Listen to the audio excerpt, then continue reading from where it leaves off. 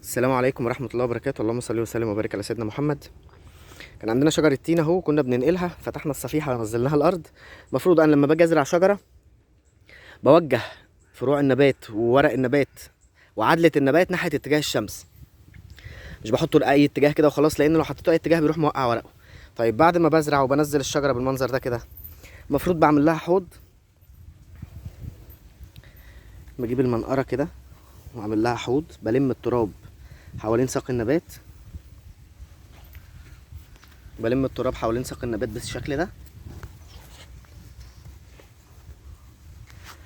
وبعد كده بعمل حته غائر حوالين النبات كده بالطريقه دي، علشان ده يبقى حوض النبات. الجزء ده كده دائري، على حسب بقى، انا لو عندي المساحه ضيقه بعمل الحوض 50 سنتي دائري، لو عندي المساحه كبيره ممكن اعمل الحوض بتاع الشجره متر.